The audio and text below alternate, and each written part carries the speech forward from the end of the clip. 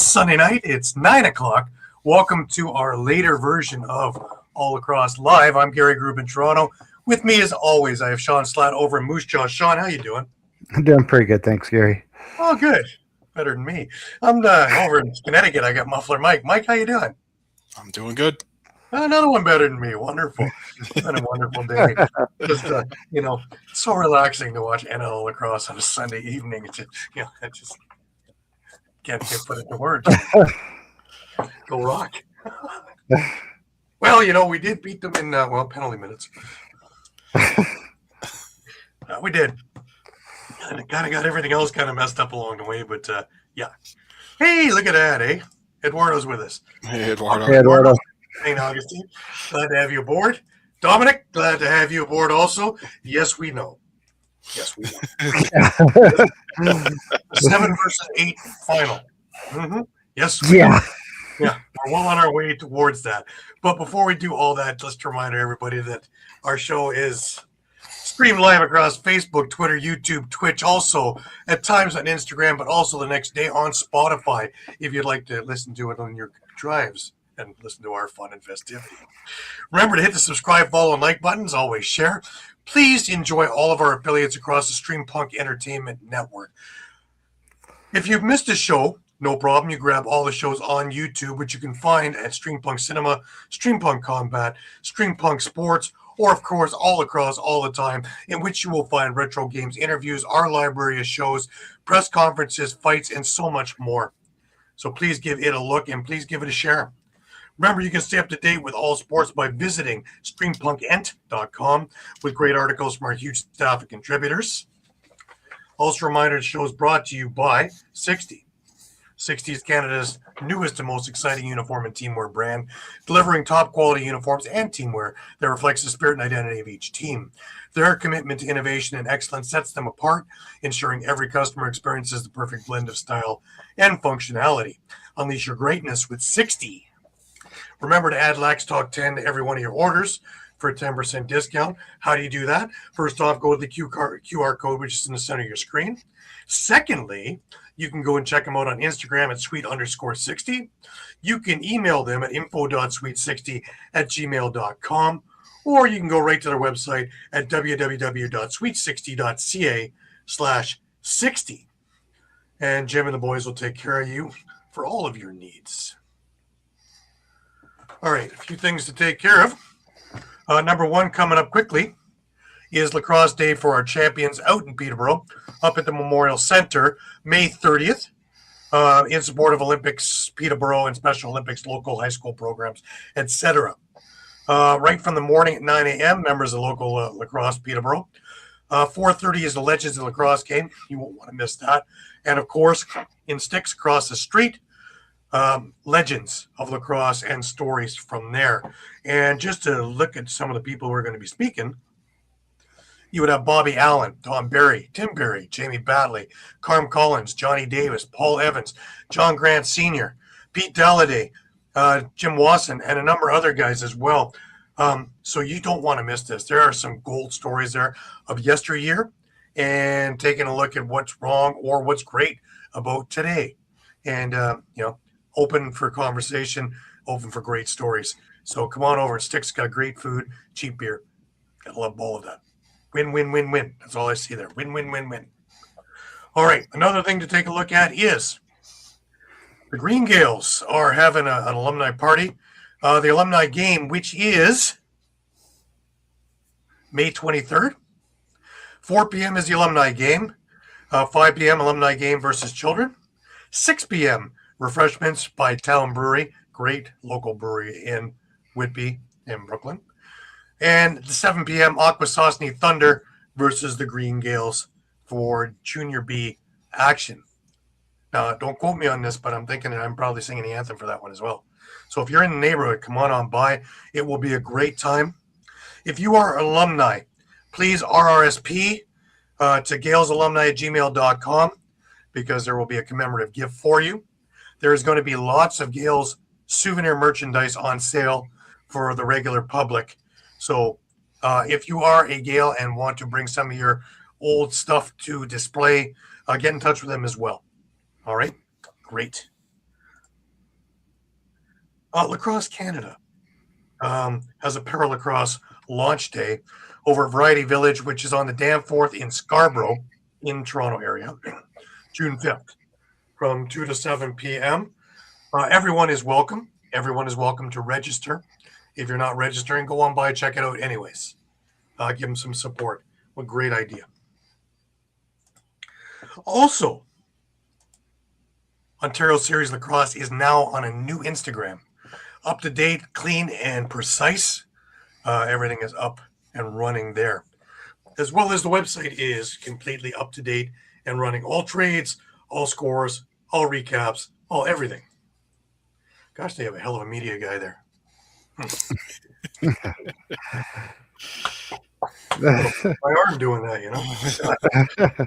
However, it is up to date and it is a very clean site, and the Instagram is working very nicely. So please, if you need anything, please go on over Ontario_series_lacrosse, and you can get on there. No puffs, no buffs. While we're talking about that, we have the standings from OSL from this past weekend. Brooklyn and Six Nations won their games over Ennismore and Owen Sound, respectively. I'll get into that in a few minutes. But next week is a first full week for them. Friday night over in Brooklyn. Saturday night over at ILA, Hamilton, and in Belleville with the new team, the Belleville Kodiaks. So you're going to want to take a look at that. But a lot of people in Toronto, they're going to be going on over to Hamilton and catch a different game, the Rock and San Diego. But we'll get into all that.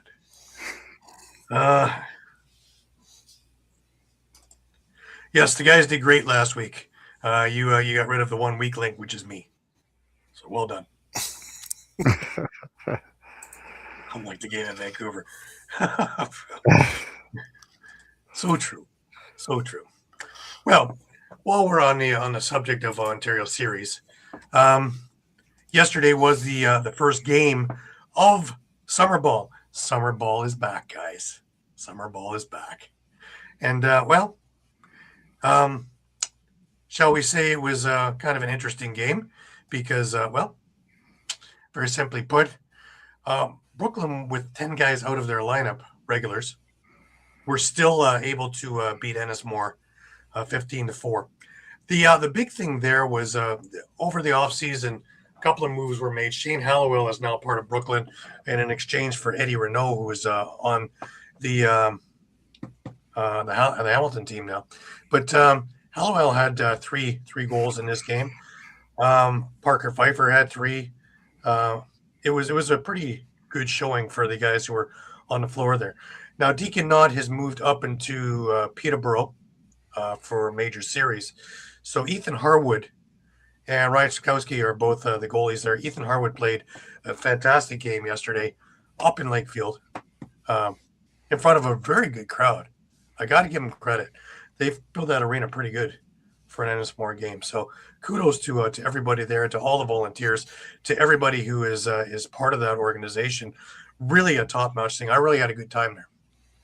And, beautiful little town. Couple-hour drive, but a beautiful little town. And it was a great night had by all.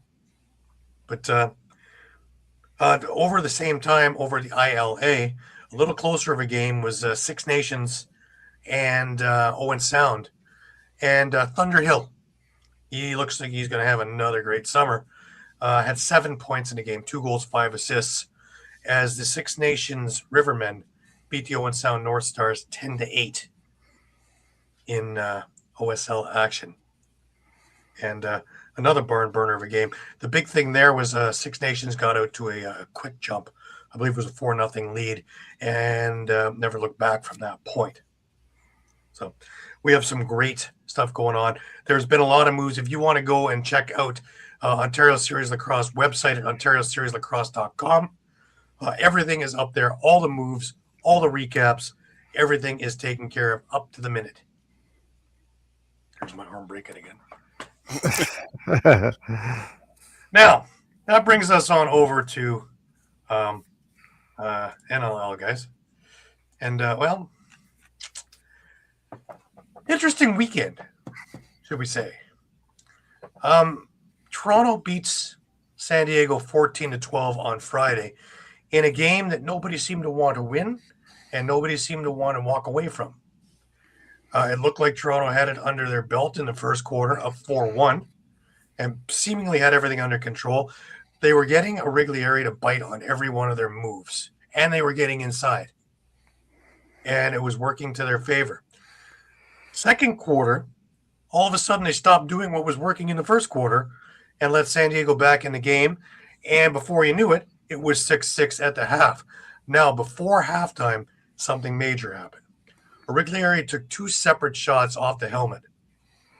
And he came out, which was figured at the time to be a concussion, which is now known to be a concussion. And in came Cam Dunkerley.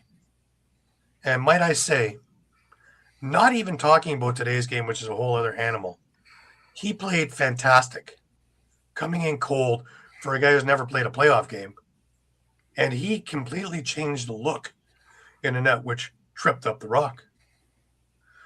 Now, in comes the third quarter, and again, it looks like Toronto is going to run away with this thing.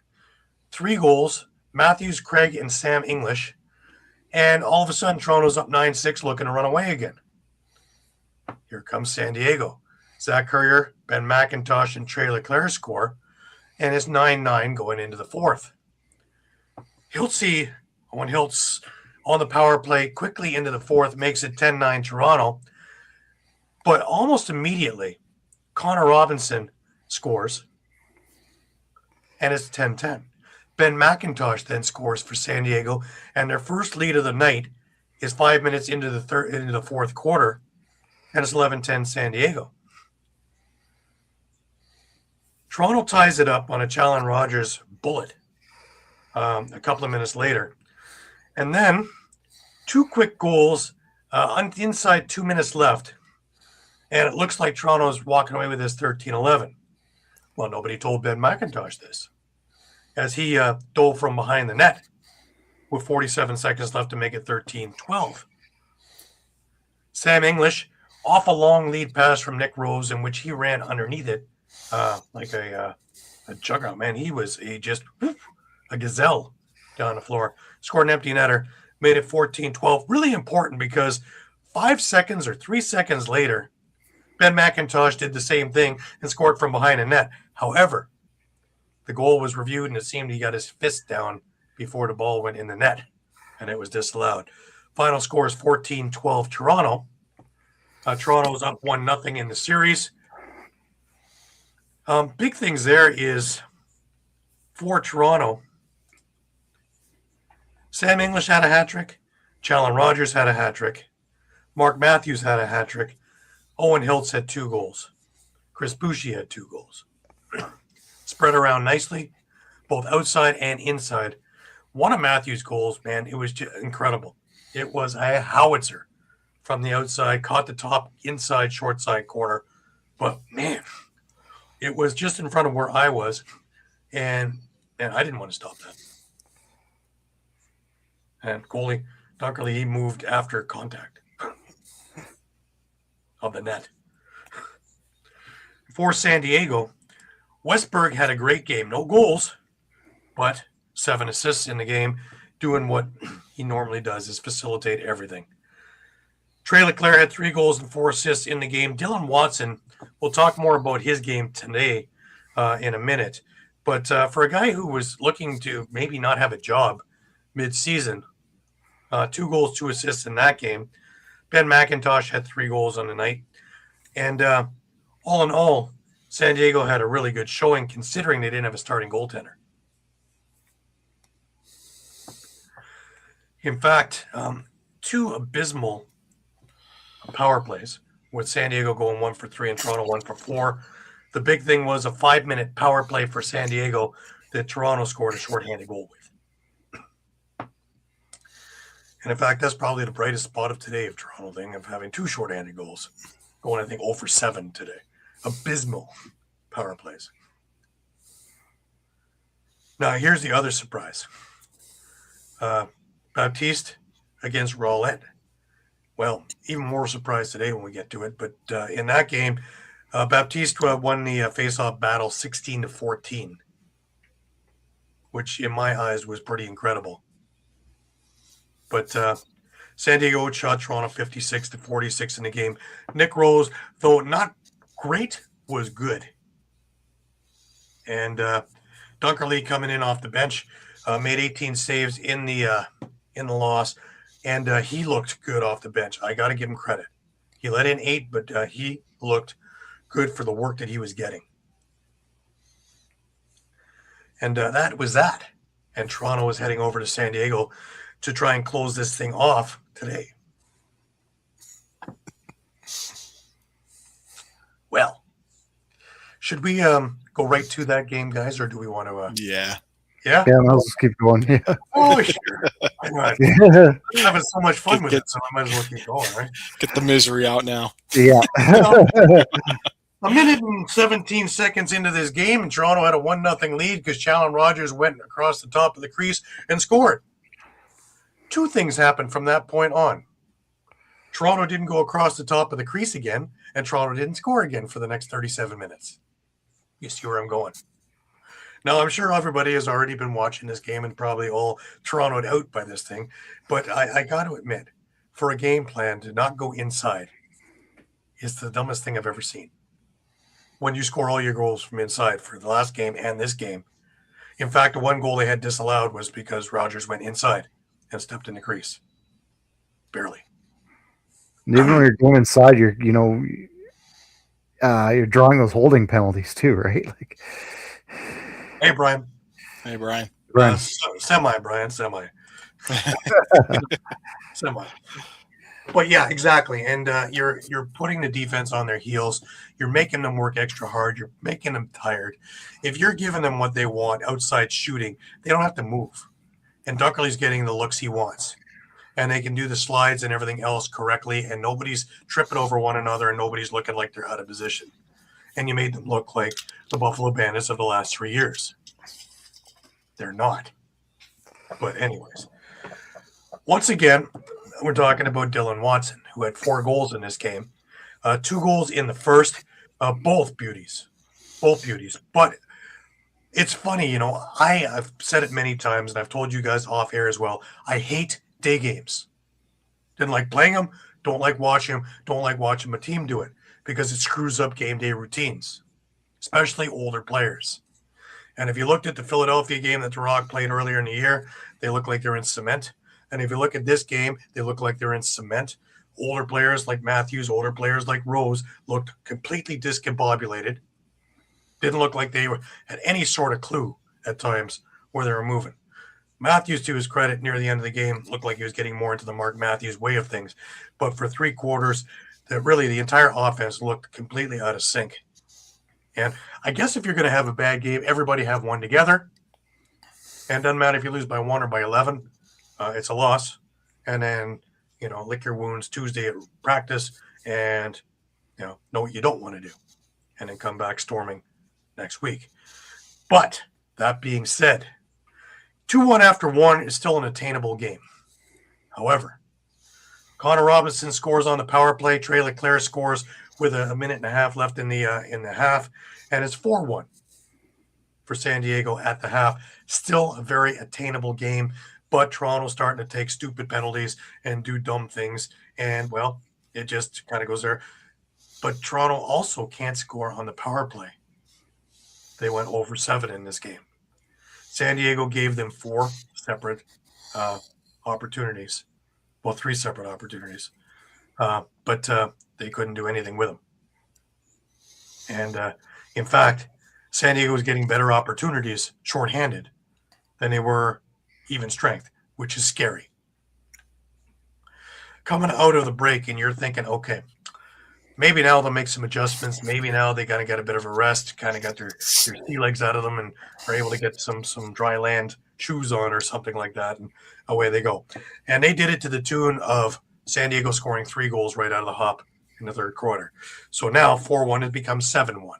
7 unanswered goals by the Seals. This is not the recipe on how to make it to the next round.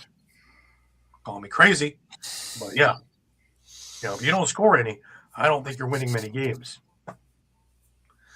But what's worse about it is they really didn't look engaged. A lot of outside shooting, a lot of missed net shots, uncharacteristically from CJ Kirst, especially. Now, I would have gone to send guys inside at least to make Dunkerley a little bit uncomfortable in his crease. I don't mean run him. I don't mean do anything dirty. I mean get in close so the defense comes in close and everything gets a little bit closer to him. Uncomfortable. That makes his concentration go on what's around him and not always laser sharp on who's got the ball and what's happening. Because as Dallas Heliak says, if I can see it, I can save it. And that's exactly the defense that Brody Merrill set up, is that he's able to see every shot and he's able to save every shot. And he damn well did for the majority of this game. Chris Boucher finally gets Toronto on the board in the third with 6 minutes left in the third and a 7-2. Crazy enough, this is still an attainable game. There's 20 minutes left, 21 minutes left. You're down by 5. We have seen a lot crazier than this all season, have we not, boys? Oh, yeah. Just saw it last week. We did, yeah. We saw Halifax pull it off. Very, very attainable. If you play. If you're going to waltz around the outside and, again, go take dumb penalties and, then all kinds of confusing stuff going on there with Chris Williams and his crew and calling different things and misconducts that became 2 minutes and other things that I wasn't quite sure of, but, I wasn't there. But needless to say, if you're going to beak up, you're going to get the penalty for it. Brad Cree didn't like a penalty that Gash took. So next you know it, he's sitting beside him. Not a good move. Not when you're behind. Not when you're trying to get back in the game. However, you can't say they played without emotion. Not a lot of logic, but not without emotion. So I'll give them that there's no doubt that they have the passion, but they need to rein in the emotion. It's one thing to play with it. It's another thing to let it get away from you. And that's our fourth quarter. And looking back at the way this thing ended and all the different things are going on, you could see that Toronto was very frustrated and trying to start things and do things and already more or less, concluded that we're going back to Hamilton next Saturday. And the refs, to their credit, I have to admit, now the way they did it was a little strange, but you give Gash a misconduct and a couple of penalties, he's gone. You give Cree a misconduct and a couple of penalties, he's gone. You give Osterhauser a couple of penalties and a misconduct, and he's gone. And all of the muscle that might give you some headaches at the end of this game are out. That takes care of the fuse, and that's why we didn't see a grand brouhaha at the end of this game, because we were headed there. You could feel it, you could see it. Both teams, shall we say, aren't fond of one another. That's a mild understatement, I think. They not only hate each other's guts, they hate each other's esophaguses. They hate everything about each other. There just is nothing that they like about each other, not even logos. Which is funny since 97% of them are from Ontario, including all the coaches. And every one of them won a championship here. Isn't that funny? And, of course, Dylan Watson is Bob Watson's son. So now Toronto is denied by the Whipper. Interesting, isn't it? It's funny how this all goes full circle. Anyways, getting into the fourth, Toronto actually showed a bit of life. They scored 4 times, which is double what they did the entire rest of the game. But much too little, much too late. And, a few messages in there. But I don't think that you're going to see this particular Rock squad next Saturday. It's a night game. It's a day of game day routines. It is back in the confines of TD Coliseum. It is also no jet lag of flying in and trying to play an afternoon game. Lots of things, lots of factors. Now you can say both teams flew and both teams did this. One team is more accustomed to doing it because they do it all year. And one team is cushy and has a lot of their opponents a 45-minute to a 3-hour drive away. Just putting it out there. Is it an excuse? No. Is it an explanation? Yes. San Diego was the much better team today, bar none. There is no argument, no complaint, no nothing. They did everything except take penalties better than Toronto. Even out loose balling them, they just seem to have more jump. When you look at the numbers, it's only, I think, 61 to 58 in loose ball difference. But it seemed as though the ones that mattered the most, San Diego was all over. Resets to keep the defense out there. Close in, off of Nick Rose or whatever, they were in there. That's where they were getting those loose balls and really maxing out guys' efforts on the floor that Toronto looked gassed on top of jet lag and on top of everything else. Not a great way to be if you are the opponent. And kudos to the San Diego crowd. They were loud, boisterous, involved, and everything you want in your home crowd. So that's my little take on that fun and festivity. It made my evening so special. Special.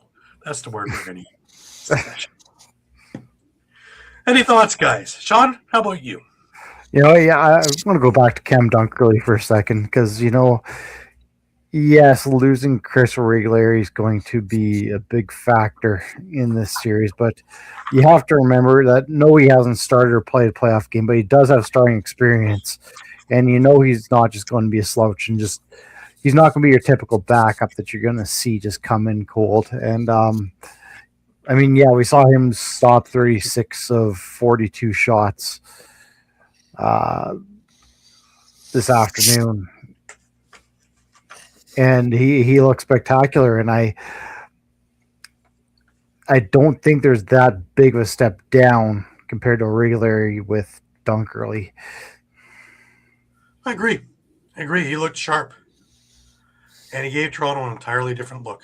I think back actually to the Calgary-Oshawa game, where Oshawa seemed to have their way with Aiden Walsh, and as soon as they put Colby Bowman in, they couldn't score. Different game plan, different style goalie. And I think we have a little bit of this. Now, will that change when you have a week to prepare? Yeah. But for the time being, when they needed it, he stepped up huge. Mike, what's your thoughts on this? Yeah, obviously a clutch performance by Dunkerley when they needed it most. But let's also point out this was probably the Seals' best home performance in a year where they have not been good at home. Only 3-6 in the regular season. But, they come up huge when needed. And they've been playing this kind of lacrosse for a month and a half now. Absolutely. Yeah. That's what I've said before, right? That's why the number 7 and 8 teams are so dangerous, is they've been playing playoff lacrosse, just like hockey, for a month, because every win they needed to get in, whereas other teams are just vying for seats or home games or whatever, but they're already in. Yeah, and I want to take a sec to address some just comments I've been seeing, about, some of them are obviously from, salty fans of teams that have been eliminated now, but there's been kind of this, low rumble about, well, how can we call ourselves the next major league if we have a 7 versus 8, finals where, teams Parity is parity, right? We're sub 500 are making the finals. And yeah, I'm with you guys. The league put in the unified standings for a good reason.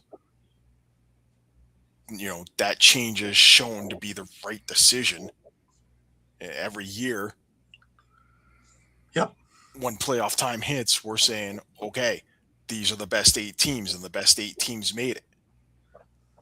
So why turn around and get upset now when a 7 or an 8 team that just happens to be a game, 2 games below 500, or really a game below 500, if you will, Mm-hmm. Makes a run to the championship when we know they've been playing playoff lacrosse for a month or more leading up to the playoffs. It shows us just how close these teams are, too, doesn't it? Well, let's go this way, too. When Buffalo won their first or second championship, were they number 1 in the league? No. When Rochester won, I believe, the first and second of their three-peat, they were 8-8 teams. They were nowhere near the number 1 team. In fact, it was big upsets why they made it to the next round and then went on to win the championship. They gelled at the right time. There is so much parity in this league. There's no doubting that. Anybody can beat anybody on any night. Yeah. And we witnessed that all season long. Everywhere. Otherwise, Oshawa wouldn't have a single win. Calgary wouldn't have a single win.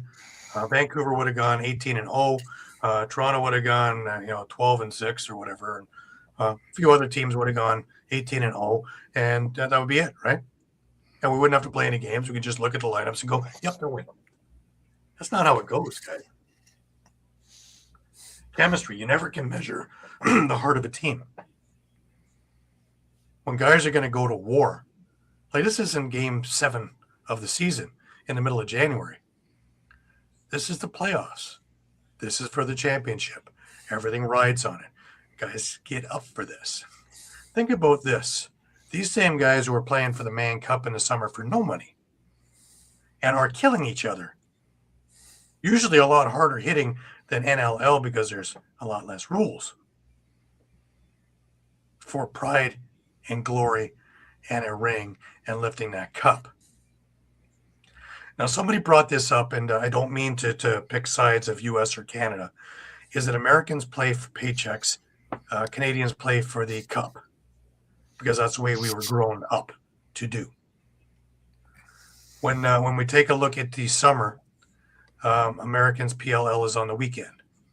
They do their jobs during the week, and since it was a part-time gig, and then they play on the weekend. Whereas the Canadians play during the week and sometimes twice a week and this and the other. And what comes first? That's the way it has always been. Now, is it changing? Yes, because we're getting more Canadians are making it NCAA playing field. More Americans are coming up playing box. I give you Joey Spallina as an example, who just tore it up with Orangeville, playing in OJLL in the summers. I give you Owen Hiltz, who tore it up in PLL as a rookie. Perfect examples of parity going both ways. So when I say that there's parity in the league, there's a lot of parity in the league. And if you take a look, let's even eliminate the first 10 games of the season and take a look down the stretch, the second half of the season, at those numbers, I bet you that they're a lot tighter than they were in the first. As teams start focusing on where they're going and what they're doing. The whole system is changing, which is great. Again, who's the winner in all this? Fans. The fans are always going to be the winner in this because as everything elevates and there's more parity and you can't guess who's going to win before actually watching the game.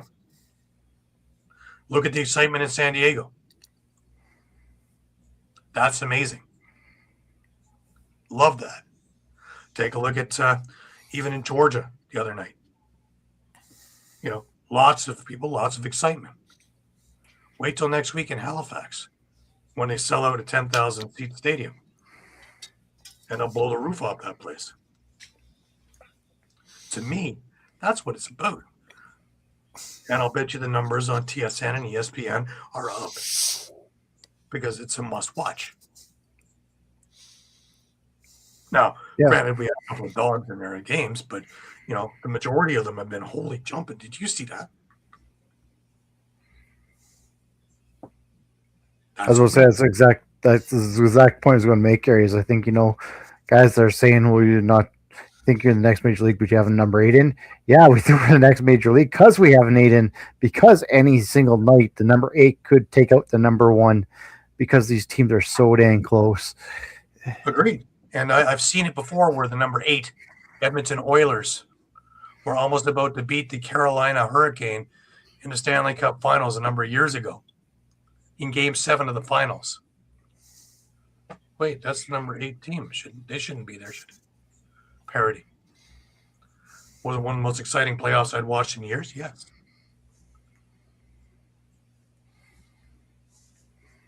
Like, if you're going to be stuck on, oh my God, the 7 and 8 teams, that's terrible.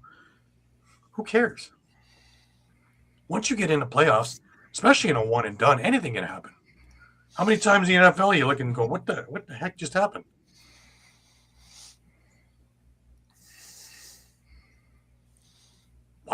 Why are the microscope that much different, that much dialed up for lacrosse? Why? Again, we can't get out of our own way. If we're bitching and squawking that we have really great games, shouldn't we analyze ourselves? I don't care if it's 8 and 1. I don't care if it's 4 and 5. I don't care if it's 7 and 8. Doesn't matter to me. The best team at the end of the year is the one who won on the very last game. Period. Isn't that the way it goes in every sport?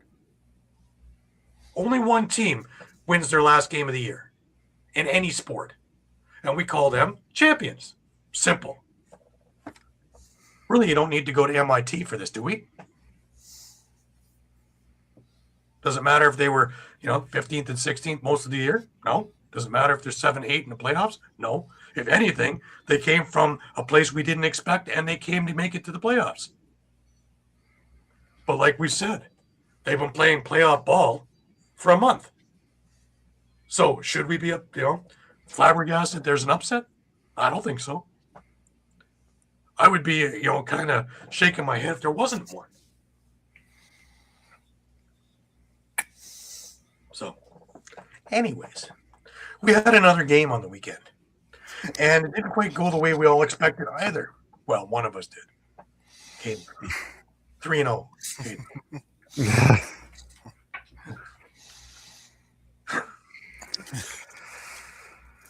Talk to me about the Halifax Georgia game, and the only home game that Georgia's going to have, regardless, however many games they're going to play ever.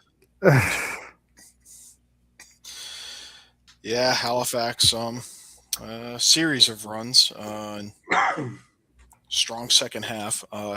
They win 12-7.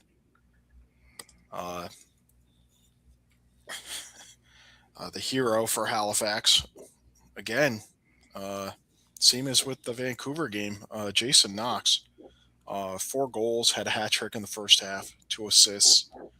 Clark Peterson, 2 goals, 7 assists. Brendan Bomberry and Stephen Keogh each had a pair of goals. He had a goal and 3 assists from Casey Wilson, 3 assists from Cody Jamieson. And we talked about it last week with that Vancouver game, and even back into the end of the regular season, spreading the ball around and not just focusing on having one player take all the shots. So Halifax has bought themselves another week here where they have they can potentially get Randy Stotts and Thomas Hogarth back, one or both of them. But is that going to mess with their offense? Especially distribution of shots. Talking to you, Rick. I'm talking about all year, right? And yeah, it's funny. Like, I just going to go through the shots. Clark Peterson, 16. Jason Knox, 11. Then Cody Jamieson at 9. Again, we're going back to what happened in Vancouver. Cody Jamieson was 3rd in shots. Now he's 3rd in shots again here. Whereas we kept saying again, over and over and over again, why is Cody Jamieson taking all the shots? He's not. And look what's happening. Absolutely. Now, here's the interesting thing, too. If Toronto would have won today, the way this schedule is set out, there may be 2 games next weekend that Halifax and Georgia play. Maybe. So they're going to kill each other next weekend. And Toronto, if they would have won today, would have 2 weeks off to rest up and heal up. That wouldn't have been very good, would it? That would have left the door open also. So I guess the league is kind of going, whew, I got to play next week anyway, so nobody gets a week off. And playoffs finals start on the following Friday, 15th, whatever that is, Saturday, Friday. As long as it's not a Tuesday, I don't really care. It's a Friday. Yeah, but speaking of shots, 65 shots on goal for Halifax. Again, just unloading. Well, you can't win if you don't shoot, right? You can't, and maybe ask Georgia because, they only had 42 for the game. So to go with just 4 face-off wins. The other thing maybe we're not discussing so much with Halifax is they're playing awfully disciplined. Just 6 penalty minutes in this game. Ever since a couple of guys left, eh? Yeah. Interesting. The other thing that we're not discussing is this game was 6-5 in the third quarter, and all of a sudden Halifax put it to another level. Kehoe, Wilson, and Bombery back to back in the span of a minute and a half. Yeah. And all of a sudden, 9-5, a whole different ballgame. And in fact, they never really looked back from there, and they actually put it to another gear in the fourth when it looked like Georgia might be starting to make a comeback. And they just put it to a total. And, when you get a Johnny Pearson goal, you know that, everybody's engaged. Yep. And sure enough, Knox and then Peterson with a couple more goals, and away we went. But, yeah, the big turnaround in my eyes was in third quarter with about 7 minutes in, and here we are. And 2 ways it could have gone. Because, again, Georgia was starting to get a little bit of momentum. There's Halifax with the hammer. The Halifax hammer. I like that. Almost got a Buffalo-esque, eh? Like, they're just kind of keep us close, and all of a sudden, bang, bang, bang, bang, bang, they just hit you. Well, they go on that big run, and then all of a sudden it's done. Like, it's done. 3 different times in the game they came up with a run when they needed it. Yep. Down 4-2, come up with a big run of 5. They're up 6-4. Up when it looks like they're about to lose momentum, and bang, with a 3-goal run, they're up again, and 1 for the end of the game. The other interesting thing was, and I brought it up, you guys brought it up, and I brought it up on my interview with John Gertler in the Buffalo thing. 3 different times this year, Halifax has had 9-goal runs. Only team in the league. Crazy. So when they're focused, they can do it even better than Buffalo. Yeah, and a big part of all this, Jake Withers, 19 of 23 on faceoffs. He's now 5th all-time in playoff faceoff wins, and he's only 5 wins away from jumping up to 3rd all-time and 64 from jumping up to 1st all-time. And I'm just going to say that because he could have another 5 games to play and could easily be sitting on top of that list at the end of the season. He also had 2 block shots and 11 loose balls. But, I think a big part of these Halifax runs were that they were getting a lot of resets in their offensive sets. And they pretty much tired out the Georgia defense. You get a goal, and then you're hitting the face-off dot. Exactly. Yeah. It's second, third, and fourth chances, and then it's you're converting, and then it's Withers is winning the face-off, and you have the ball again, and then you're. And Dominic's also he's also bolstering my case about the seeding, and of course, who could forget the LA Kings winning the cup in 2012, right? Yeah, as number 8 seed. So it's possible. It happens all the time. So maybe we ought to just get behind our product instead of always be dissension everywhere. Again, the top 8 teams made the playoffs. Yeah, Because they're it's there not, for a reason. Yeah, yeah, just because it's not yours or it's not a home team, a home high seed, Or who you think might be there or should be there. Yeah. It doesn't much matter. On Georgia's side, certainly not what it was last week against Buffalo. You got 2 goals from Richie Connell, a goal and 3 assists from Shane Jackson, a goal and 2 assists from Lyle. Far cry from his 10-point performance against Buffalo. Mike Manley, a goal and an assist. Jordan McIntosh, a goal. Caleb Benedict, a power play goal that started what looked like it was going to be a run to come back. But Brett Dobson, 53 saves. But, I mean, again, peppered with 65 shots. Yeah. That's crazy, eh? So. Yeah, I guess the one point I wanted to make, though, on the other side of the goaltending, though, I mean, I know Warren Hill didn't, face a lot of shots, but, I mean, this was a guy we were talking about last year asking, is he done? And he was spectacular against Vancouver. He looked, even though he only faced, 42 shots, again, he looked spectacular. He looks right back in form again. He's a goalie who can steal you a win. That's what champions do. How many games did Buffalo win because Matt Mintz stole them a game? Right? Or Rochester, for that matter, because Matt Mintz stole them a game. Or if we want to go earlier than that, Bob Watson stealing a game. Or even earlier than that, Dallas Eliuk stealing a game. Or Marty O'Neill. And it goes on and on and on. The goalie being that good, they can steal them a game. Where Warren Hill is able to do that. Yeah, and that's a good point because it makes you want to ask for next Saturday. Could Cam Dunkerley steal a game? It's very possible. He could. Like I said, he's got starting experience. I know it's not in the playoffs, but he does have starting experience. Like, you can't underestimate him. Just thinking, he's just another backup. No, he's not. He's been a proven goalie in this league. Yep. I honestly think as long as the Toronto Rock don't play the Three Stooges routine that they played today, they will come out on top. I think they have more depth and have younger legs.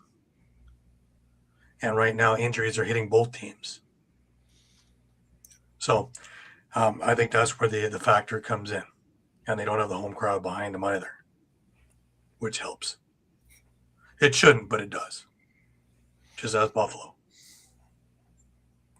So can he win the game? Can he steal that game? Sure he can. But do I think Nick Rose is going to look as not good as he did today? No, he wasn't right. And you could see that off the start. He wasn't seeing it from the outside. The number of shots he wasn't moving for. Maybe Holochuk should have come in earlier. Possibly. It's great to be the Monday morning quarterback, isn't it, guys? Yeah. The one that got me for the second time in the last couple of weeks is Sawyer wants to challenge and was late with the flag. I saw that one too. I'm like, yeah, it's time to get a watch for the Toronto bench. Put a big stopwatch on the bench.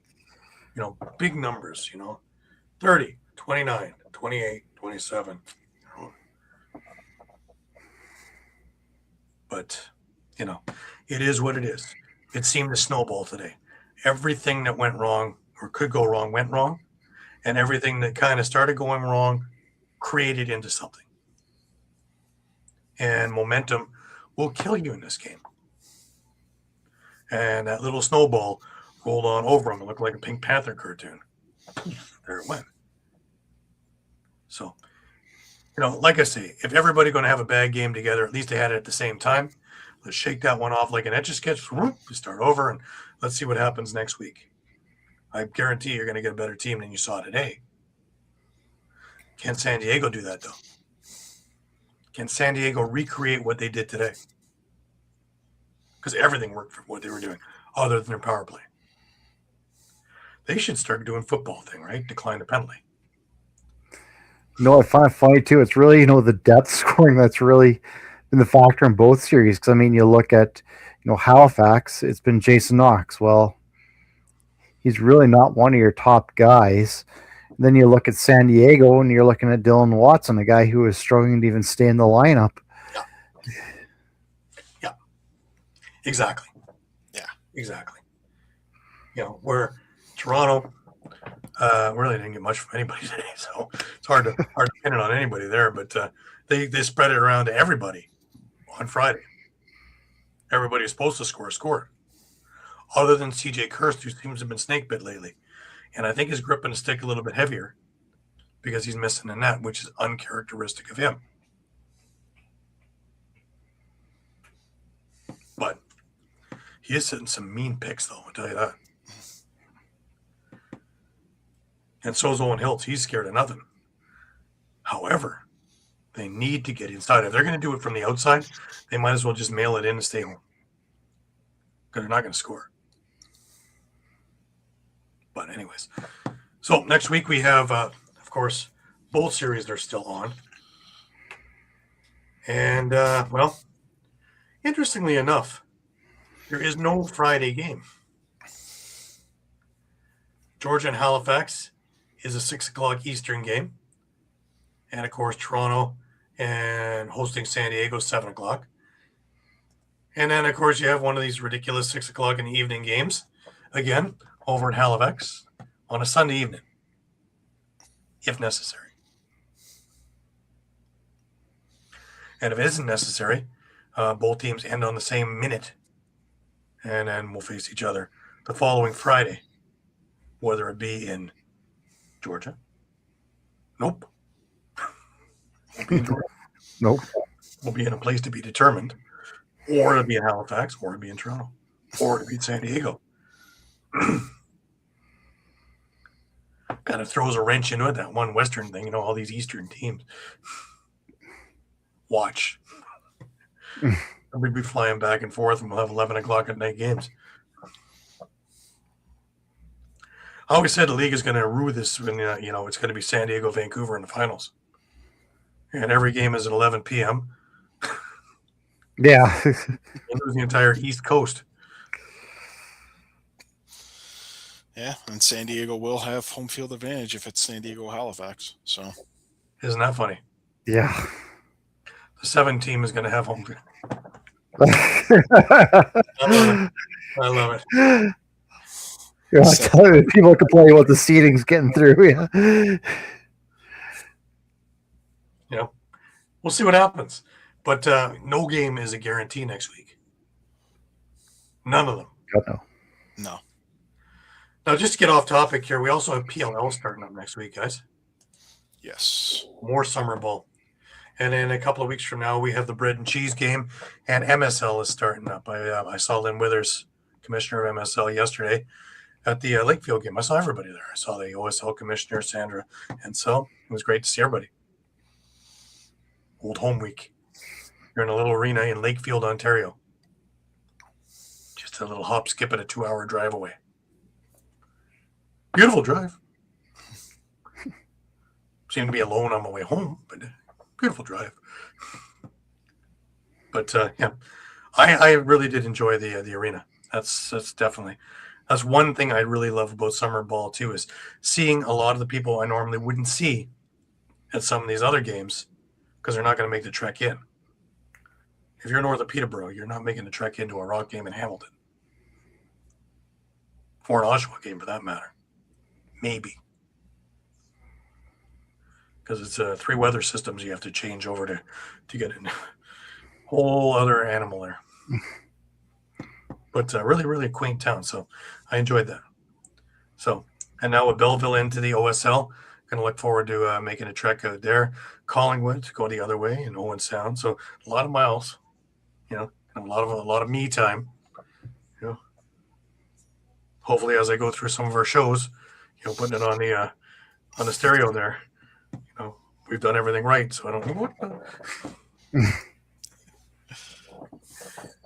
But yeah, so it's going to be a busy little time. We're now into almost full-fledged summer ball because over in West, WLA, RBLL, that'll be starting up soon too, right? Yeah, and Prairie Gold's already started up. They're already a few weeks in now with Senior B and Junior B. Perfect. So we'll be up to date with everything going on as we go along in the summer. And it'll be a great ride. So as always, we appreciate everybody being with us. Interesting, eh? We're in an hour. Because we don't have a 10-game week anymore. Different leagues, and this is the calm before the onslaught. Yeah. Yeah. Going through 74 games that went on in a week. So absolutely, we want to appreciate everybody. I want to say thank you to the guys last week while I was in Prague to take over the show. I had a chance to listen to it. It was wonderful. You guys did a terrific job. So, like I say, we get rid of the weak link, which is me, and it's not great. And again, a big thank you to Scott Churchson for engineering for us and taking care of that for me. But Prague, as I told you guys before, was absolutely fantastic. Even more things to the arena and even more with the elevation of play and the elevation of teams from all over the place. You realize there's 8 teams from Canada in there now? A couple of teams from the States too, but 8 from Canada if you include the couple of Six Nations teams. So lots of talent out there, lots of fun, and all kinds of things to look at and do and people to see and meet. And, the whole thing was just as amazing as always. And the weather, you couldn't, shake a stick at that. It rained when we got there, and after that, it was sunny every single day. And during the day, it was 20, 22 degrees Celsius. That's about 70, 75 for you guys in the States. And except it felt like San Diego. Because once the sun went over the building, it dipped to be about 5 or 6, which is enough to turn you blue after a while. And so we had some cool evenings. So it was tough to dress for it. But other than that, man, it was great. And really, really great lacrosse. And, of course, Victoria won again, right? In overtime. Yep. Beating the Mega Men this time from Boston. So pretty cool. Pretty cool. Some just, it's fun to watch, Tanner Cook play for Team Tel Aviv. Fun watching Aiden Walsh playing for the Saints. A few others who came in, played. Pretty amazing.